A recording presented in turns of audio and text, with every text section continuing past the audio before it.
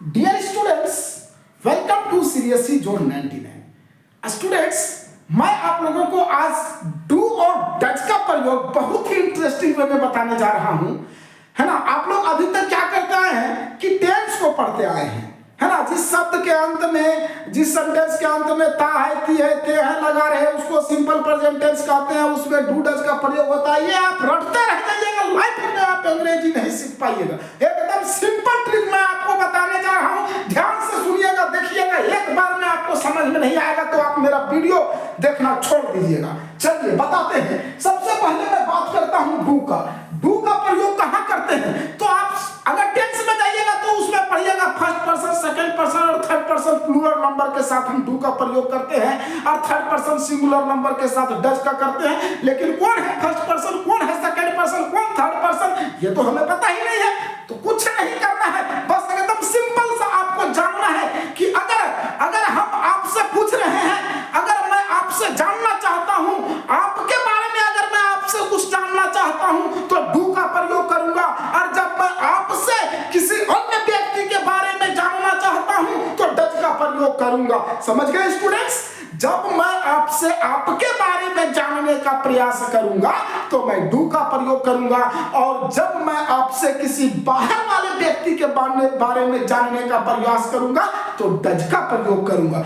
हाँ, लेकिन याद रखिएगा, बाहर वाला अगर संगठन में है, मतलब अगर एक से ज्यादा है तो वो भी पावरफुल होगा, और तब उसके लिए भी हम डू का ही प्रयोग करेंगे। लेकिन अगर बाहर वाला अकेला है तो अकेला का कोई वैल्यू नहीं होता है जो बाहर है। हाँ, मैं अकेला भी हूं लेकिन एक वैल्यूबल व्यक्ति हूं। क्यों? क्योंकि मैं आपसे बात कर रहा हूं, मैं एक खास व्यक्ति हूं, है ना। तो याद रखिएगा, जब डायरेक्ट आपसे आपके बारे में हम कुछ पूछेंगे या फिर आप हमसे मेरे बारे में कुछ पूछिएगा तो डू का प्रयोग करेंगे, और जब बाहर वाला के बारे में पूछेंगे तो डज का प्रयोग करेंगे। चलिए अब हम कुछ सेंटेंस की ओर चलते हैं, है ना। इसका जो है सो स्ट्रक्चर आप देख सकते हैं। Do you action, does he action, do you action, does he action, do you action, does he action, do you action. Action means verb, कोई भी काम, any work is known as action. कोई भी काम को हम लोग वर्ब कहते हैं। चलिए देखते हैं, स्टार्ट करते हैं। Do you action, do you go to market, do you go to market. क्या आप बाजार जाते हैं? Do you go to market, does he go to market. क्या वह बाहर है, वो बाहर है, वह बाहर वाला है, उसके लिए डज का प्रयोग करेंगे। लेकिन मैंने बताया जब वो संगठन में आएगा, मतलब एक से अधिक आएगा, तो वो भी हमारे लेवल में आ जाएगा, बराबरी में आ जाएगा, तो फिर उसके लिए भी डू का ही प्रयोग करेंगे। लेकिन जब अकेला है तो उसका वैल्यू कम है, वो पावरफुल नहीं है, इसलिए उसके साथ हम डज का प्रयोग करेंगे। चलिए देखते हैं। Does he go to school, does he go to market.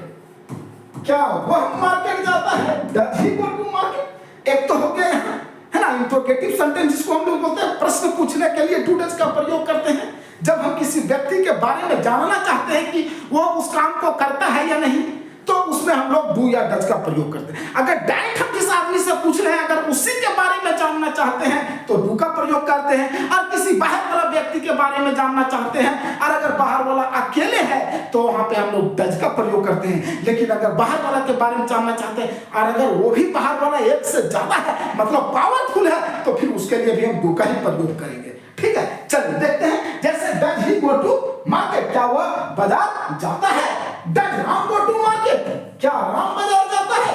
Does Ram go to market, क्या राम बाजार जाता है?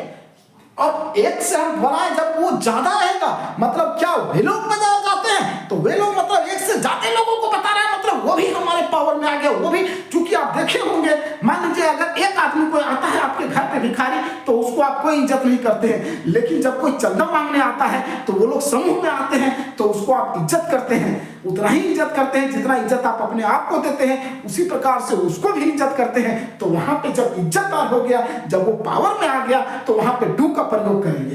तो वहां पे हम लोग करेंगे do, do they, do they, do they go to market, क्या वे लोग बाजार जाते हैं? Do they go to market, do they go to market, क्या वे लोग बाजार जाते हैं? समझ आ रही students? Are you getting? If you are not getting, then you have to write in the comment box, sir, I do not understand these things. Those things again I will try to make you understand. Whatever things you will not understand, I will try to make you understand. Until and unless you understand the things properly, I'll keep teaching you. Okay.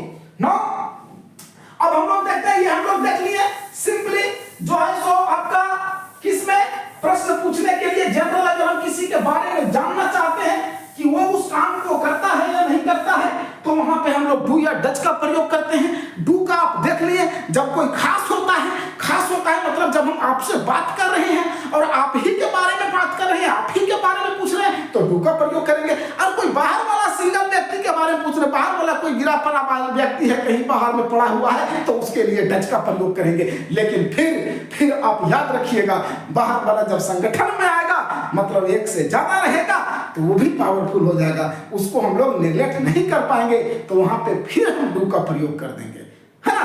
चलिए, उसके बाद इसका हम लोग negative sentence बनाने में भी करते हैं। जैसे मैंने आपसे पूछ दिया do you go to school, क्या आप बाजार जाते हैं? अब आप जवाब देंगे हाँ या नहीं में। आपके पास तो दो ही जवाब होगा, चाहे आप पॉजिटिव जवाब देंगे चाहे नेगेटिव जवाब देंगे। पॉजिटिव जवाब देंगे तो कहेंगे हाँ मैं स्कूल जाता हूं, तो आप सिंपली बोल देंगे yes I go to school, yes I go to school. अगर नहीं जाते हैं तो नेगेटिव में देंगे no I do not go to school, no I do not go to school, है ना। तो नेगेटिव सेंटेंस में भी डू का प्रयोग करते हैं। और थर्ड वाला जो बाहर वाला रहेगा, जहां डज से हम प्रश्न किए थे तो वहां डज नॉट हो जाएगा, है ना। डज से जहां प्रश्न किए थे वहां डज नॉट हो जाएगा, डू से जहां प्रश्न किए थे वहां डू नॉट हो जाएगा। चलिए पढ़ते हैं, है ना। तो अगर कोई पूछा आपसे do you go to school, क्या आप स्कूल जाते हैं, तो आपका दो ही तो आंसर होगा, या तो होगा yes yes I go to school, yes I go to school, हाँ मैं स्कूल जाता हूं। या फिर आपका दूसरा सेम आंसर होगा नेगेटिव में कहेंगे नो आई डोंट ये शॉर्ट फॉर्म है डू नॉट का, डोंट शॉर्ट फॉर्म है डू नॉट का, डू नॉट के जगह पे आप डोंट का भी यूज कर सकते हैं। No I don't go to school, no I don't go to school. इसी प्रकार से अगर डज के बारे में पूछ रहा है does he go to school, क्या वह स्कूल जाता है? अगर जाता है तो यस यस। अब देखिए डज से प्रश्न आएगा तो यस में आंसर आएगा, लेकिन नेगेटिव में हम लोग जवाब देंगे तो यस में लगेगा, क्योंकि ऑलरेडी डज में यस लग चुका है ना। Yes he goes, yes he goes to school, yes he goes to school. नहीं जाता है तो no he doesn't, does not का ही शॉर्ट फॉर्म है डजंट गो टू स्कूल। देख रहे हैं स्टूडेंट्स, अगर आपको कोई कंफ्यूजन है तो आप विदाउट एनी हेजिटेशन हमको पूछ सकते हैं। आप हमारे कमेंट बॉक्स में जरूर कमेंट कीजिएगा। तो देखिए अब यहाँ हम लोग कहेंगे गोज लगाएं, हाँ ही के साथ ईएस लगता है, तो यहाँ पे ईएस क्यों नहीं लगा, यहाँ पे गो काहे लगा दिए? तो यहाँ चूंकि लगा चुके हैं डज नॉट, क्या वह बाजार जाता है अगर पूछ रहे हैं तो हम यही ना बोलेंगे हाँ वो बाजार जाता है, तो यहाँ लिखे yes he goes to school.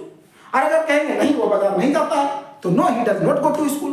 बहुत लोग क्या करते हैं no he does not goes to school कहते हैं, नहीं no he does not go to, no he does not go to school मतलब हो गया नहीं वह बाजार तो नहीं, वह बाजार नहीं जाता, जाता तो है, जाता था तो है, दो बार कैसे हम लोग यूज करेंगे, है ना। तो वो कंसेप्ट गलत हो जाएगा। चलिए तो ये आप लोग समझ गए स्टूडेंट्स। अगर आप समझ रहे होंगे तो आप कमेंट बॉक्स में जरूर कमेंट कीजिएगा। मैं फिर से जो है सो धमाकेदार वीडियो आपके सामने लाऊंगा।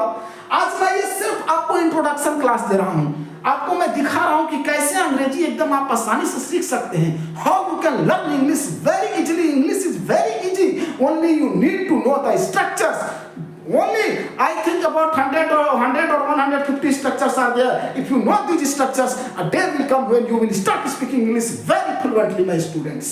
चलिए तो आज मैं ये आपको सिंपल सा सिर्फ डू और डज का यूज बताया। आगे मैं फिर जो है सो आपके सामने धमाकेदार वीडियो लेकर के आऊंगा।